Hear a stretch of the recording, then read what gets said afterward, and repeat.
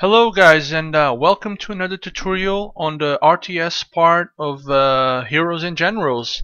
And oh boy, do we got some stuff to talk today. So as some of you probably notice, the new build is out. So Irwin build is live, and straight away you see some major differences um, on at least on the look of things, and especially on the character tab, right?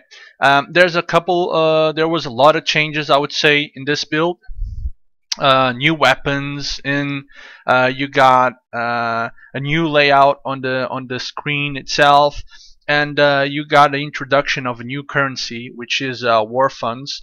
But with due time, we'll get to that. So basically, what I'm going to try and do in this tutorial is going to try to explain to you guys how to play around with the new features the game currently has that were brought by the Irwin build, and so that you guys can understand what changed and how you have to play the game now, or how do you have to adjust your way of playing the game. Okay, so let's start it. Let's start with the character part then. As you see, the layout of this changed a bit. You now have the achievements, the ribbons on the right side of the screen, and on your left part you have basically your soldier and the equipment your soldier carries. So if you just want to change the soldier, what you got to do is just come to View Soldiers, right?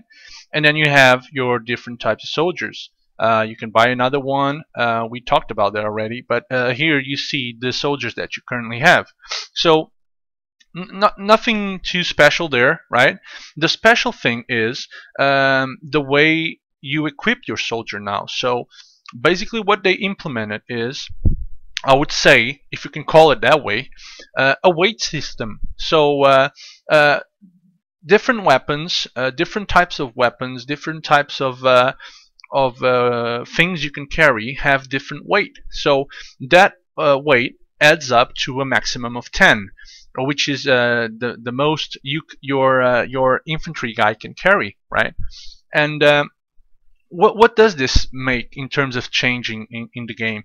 It makes you more selective of the things you are currently taking on your troop, because the more things you carry with you, right, the slower you will be, because the weight will add up, right, and the fatigue bar, which you can see right here, right, will start going red and red and red until it completely fills up, so to speak.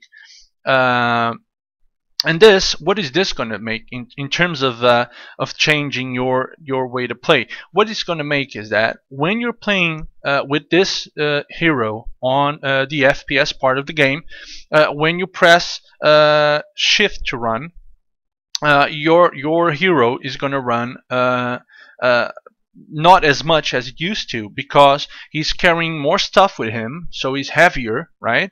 And he will not be able to run as much as a guy that's only carrying, by example, a knife. You ain't going to take a knife to a battle, right? But in a way, this simulates the weight of the gun, like an MG42. It was quite heavy, right? A guy couldn't just run like a guy making a race, because the weapon would weight. It would be hard to carry the weapon, right? On the same note, if you carry a lighter weapon, like a rifle or something, then probably you could run a bit more. And I'm talking about in real life, so to speak. So this basically, and I'm going to show you how this changes. By example, the MG42 has 6 markers. So out of the 10, only the MG takes 6 dots, right? So 6 fatigue dots, let's call it that way. But if I change this weapon, by example, right?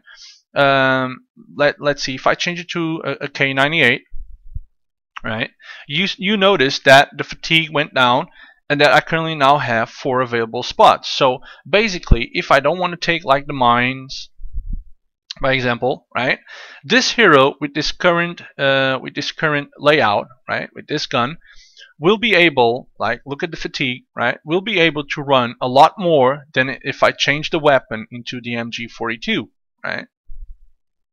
like this, it will be able to run less. And the more stuff you put in, like if you use the pistol, and then if you use the mines, right? Look at the fatigue, right? This is probably the most you can have as fatigue in terms of not being able to run so much, so to speak. And that goes for this hero and goes for every other one.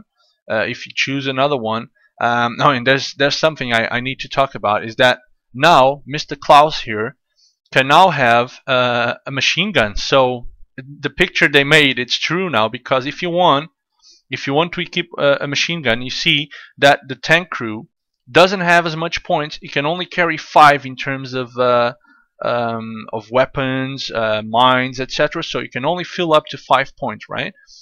If I take this out, by example, like this, and if I want to, like by example, equip the submachine gun, the MP40, I can. Look, it's 5 dots, so 5 dots, I can carry the machine gun, right? I just need to buy it, and I'll probably do that. Maybe today I'll buy the machine gun for the tank crew, because most of the times I get out of the tank, they blow it up, and that's a way that the tank crew can also contribute to the battle itself. So this is the system that changed in terms of the character tab, right? It was the first of all, the new look, the new layout. I gotta say I like it a lot. It's cleaner for me. In a certain way, it makes a bit more sense, I think, than having all these little windows like all over the spot. And I think it's not that hard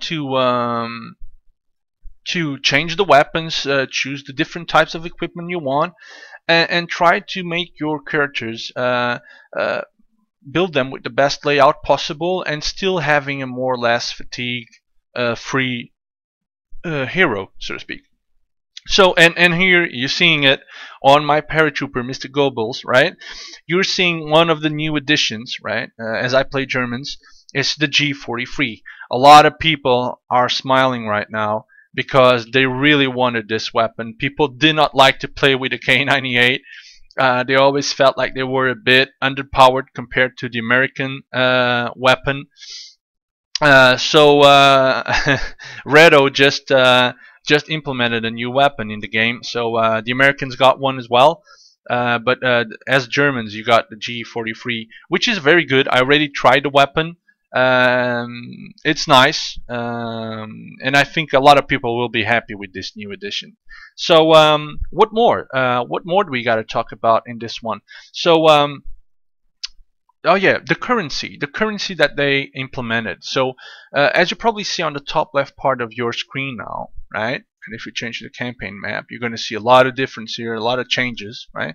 What you see now is you see that you have gold, you have credits, and you have war funds, right? And you probably think, oh my God, what is war funds? Well, let me try and explain to you guys what it is and what you can use it for.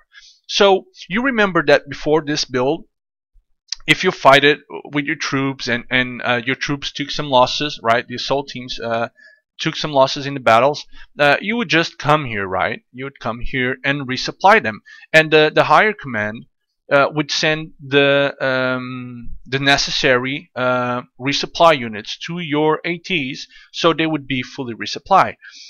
What did they do in terms of changing this mechanic is a very, very interesting thing, and I think this is still in the development stage in terms of what it's going to be when the product is finished. But for now, we got a small glimpse of the future, so to speak.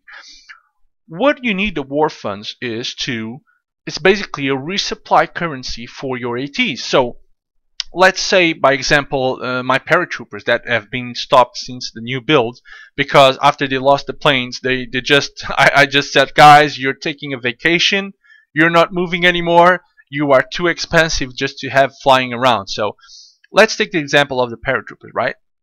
What you see now as you try to resupply is that you have two options. One of them is to pay war funds to resupply, and if you click here, what's going to happen is this amount is going to deduce from here, right? And currently I do not have that amount of war funds, but it's going to deduce from there, and the high command will send straight away to your AT, to the location of your AT, the necessary resources to fully resupply them.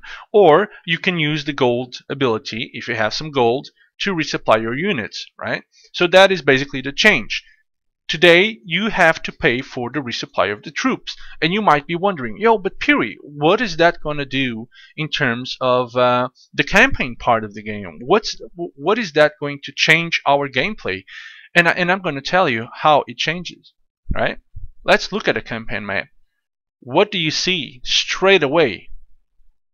Have you noticed it? No? Then I'll tell you. You don't see that insane and crazy amount of paratroopers flying away on the map.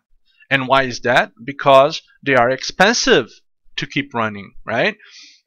With this change, what Redo did was simulate the scarcity of resources on the war itself. So, as you probably know or might not know, right? Tanks, by example, let's take the example of tanks, right? Tanks had to be produced, and they were produced in factories, and maybe later on that might actually happen in the game, but let's not diverge from the point at hand now. So basically what happens is that you probably had way more availability of, let's say, a normal rifle like a K98 in the battle than you would have of an MG42. You would have way more I don't know, jeeps in the battle than you would have Sherman tanks, or that you would have Tigers, by example. Because, by example, on World War II, I think there were only like around 2,000 Tigers produced, or close to 2,000. So it was like a rare item, so to speak. You had a lot of battles, but most of the battles you had, they were probably not fought by Tigers, right? There were special companies of Tigers that would go around on the battlefield doing this or doing that, but you did not have a Tiger on each battle that happened on World War II. And that is what I think the Redo devs are trying to implement, is like the scarcity of resources to prevent people from abusing certain types of units, right? And what that's going to do is, like, generals will think twice about adding a determined unit to a specific battle, right? Because they will think like a Tiger tank AT will cost a lot to resupply, so you gotta use them on the hardest battles you have, and not on every battle. And that gives up an interesting point of view in terms of fighting, right? Because what is going to happen is, when you send your ATs into the battle, and that's coming to the point how you win the war funds, is that you can win the war funds in two situations. One, you play as a hero on the FPS part of the game, right? And as you do battle, as you capture objectives, kill enemies, same as credits, you'll win a certain amount of war funds by the end of the battle, right? But if you are a general, and if you, by example, don't do the FPS part, how do you win the war funds? Well, it's simple. You bring your ATs, right, to a fight, and if you win a fight, or if you lose a fight, you will win war funds. You of course win more war funds if you win the fight than if you lose it, but you will still win. But now, there's another problem that comes into the equation, right? Most people, and me included, right, had some ATs and fought a lot to have them, right? And they had some ATs that were completely upgraded. By example, the paratroopers. My tank class is not so much, but by example, this Volksgrenadier is in the last tier. The prices to resupply, by example, my Volksgrenadier squad from my Volksgrenadier squad number 2 is completely different. And even more so for tier 1 units.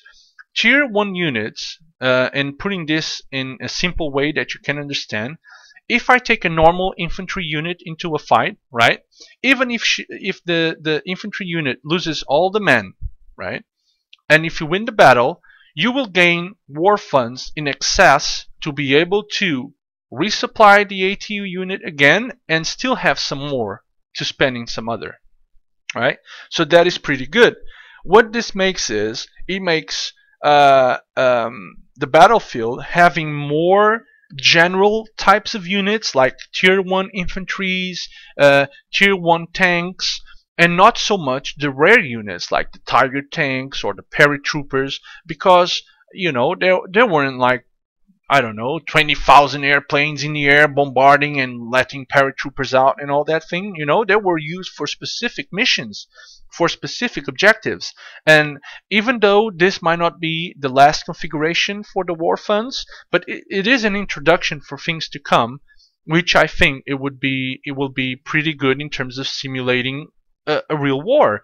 And if you, by any chance, let's say you take all your good units into a fight and you lose that fight, you are being penalized for that mistake, because the amount of war funds you're going to get to resupply the units again, you probably won't have enough. So it makes a lot of different it's a different way to approach a battle now. You think twice before sending a Tiger tank company into a battle, and that makes the game, in my opinion, to gain a couple more points. And now comes the debatable part.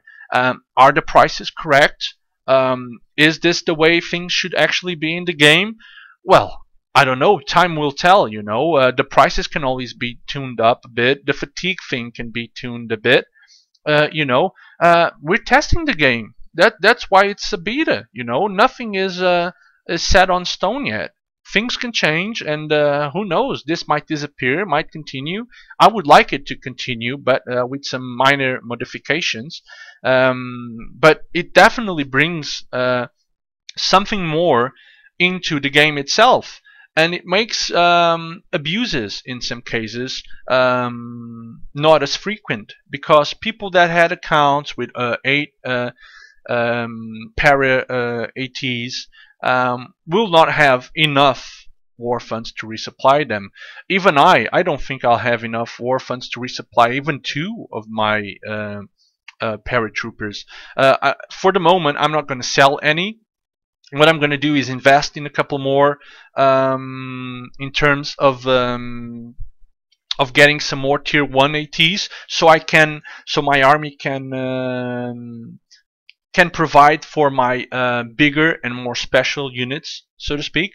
And that is basically my plan. So before we end this tutorial, let me just show you what I mean, right? My ATs were fighting on a battle that ended. They are here in the south, right? And I'm going to resupply a couple of units so you guys see what I mean, right? So here we go. We got a couple of units there. So let's see. So the Volksgrenadier, look at this. Can I resupply them? Why isn't it working? Wait. I know why it's not working. Because the resupplies are already there, I think. Yeah, they're already there. Let me change them from place so they actually work. Alright, so let me see if I have then something I can resupply with. These ones aren't moving for some reason. Well, let me see, 19,000. I don't have it, so I cannot show you guys how to resupply. But it's basically just click the button and that's it. And those were basically the changes, apart from the weapons that you saw here on the character tab, that happened on Irwin build. I bet there were a lot more changes in terms of the FPS part of the game as well. But that is up for another tutorial. So basically what we tried to show you guys in this tutorial was the new look that Irwin build brought us, the fatigue thing on the character part here, right? And the resupply, the way you resupply your units now, that is quite different. So here you are. I'm going to show you guys then. You see the 2nd Panzer Division? To be able to fully resupply it, I need to play. It's missing 1 tank, right? And 3 crew members. I just click here, right? It asks me for the war funds. I confirm, and it says fully supplied. And then it's normal. You just go to Berlin, and there you go. The resupply are en route. The difference is you gotta pay for them now, which makes the game way more interesting. All right, and I think those are the changes that I wanted to talk about. And that is it for this tutorial. So I hope you guys enjoyed this thing, and if you have any questions, as always, just leave a comment on the video itself, and subscribe for more. So this is Piri, and I check you guys on the battlefield. Goodbye.